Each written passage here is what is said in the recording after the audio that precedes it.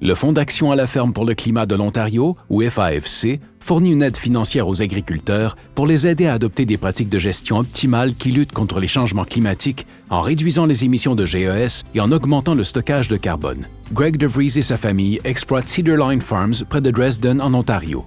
Leur entreprise agricole diversifiée se livre à plusieurs activités, dont la production de céréales et d'oléagineux. Les 3/4 de la superficie de la ferme sont affectés à la production de maïs, une culture qui est exigeante en azote. Afin d'optimiser l'utilisation de l'azote, Greg a installé des applicateurs Y-Drop sur son pulvérisateur Highboy. Ça coûte très cher de produire du maïs, et le prix de l'engrais, comme vous le savez, est très élevé depuis quelques années. On essaie donc de tirer le maximum de l'azote. Le système Y-Drop nous permet d'appliquer l'azote dans les zones les plus productives sans pour autant utiliser plus d'azote qu'avant. Greg a participé à un événement d'échange de connaissances avec ses pairs sur la gestion de l'azote et les pratiques de gestion optimales.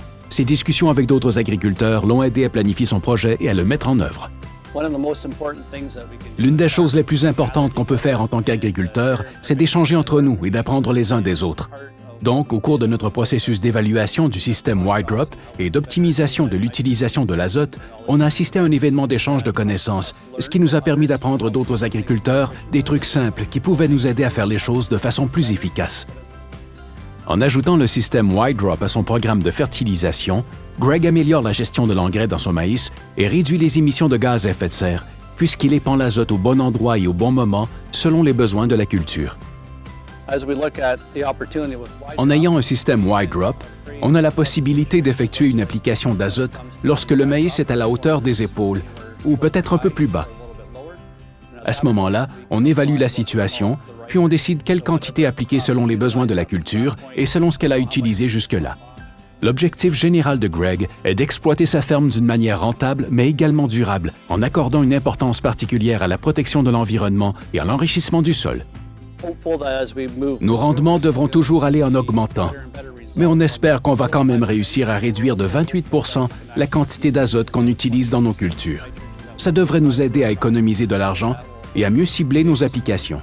Au bout du compte, comme agriculteur, on a la responsabilité de préserver le milieu où l'on produit nos cultures.